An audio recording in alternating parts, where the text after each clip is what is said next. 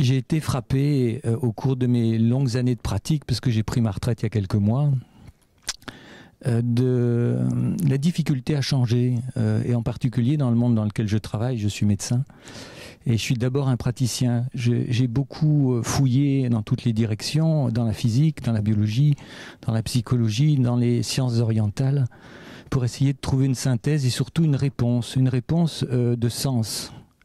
Confronté à des problématiques de souffrance, c'était mon travail d'accompagner ces gens. C'est pourquoi c'est toujours là, pourquoi ça se répète, pourquoi la personne ne trouve pas de solution et pourquoi on peut prescrire quelque chose pour le restant de la vie. Et je trouvais ça extrêmement choquant. Et alors qu'on avait les outils pour comprendre et passer à une autre réalité il y a 30 ans, on s'aperçoit qu'il y a une sorte d'inertie, de difficulté profonde à intégrer des concepts qui sont à notre disposition depuis longtemps et qui ne trouvent pas d'application pratique. Il y a deux mondes, il y a celui de la philosophie et de la recherche, et on laisse ce monde de la conscience aux grands spécialistes de la conscience.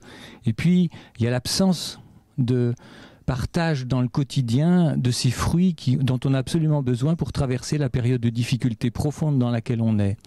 Et moi, je me suis intéressé tout particulièrement à l'eau ces dernières années, parce qu'il me semble que c'est le passage obligé pour changer quelque chose à la fois notre santé globale, à nos fonctionnements collectifs, et en même temps à entretenir des liens beaucoup plus respectueux et spirituellement actifs avec la planète tout entière et tous ses règnes, pour y découvrir ou y redécouvrir en fait une sorte de solidarité profonde. Donc ce que je vais tâcher de partager avec vous le dimanche matin, c'est le fruit de la pratique. Je suis d'abord un expérienceur et j'ai été surpris de voir à quel point le corps pouvait répondre à toutes sortes de choses, y compris des formes géométriques, des symboles, et comment on pouvait tracer un lien entre la physiologie enseignée à l'université, la physique quantique et les spiritualités de toutes les époques, pour trouver un fil conducteur. Et ce fil conducteur, pour moi, il est inscrit dans l'eau. Il y a une échelle qui relie tout, elle est présente dans l'eau de notre quotidien.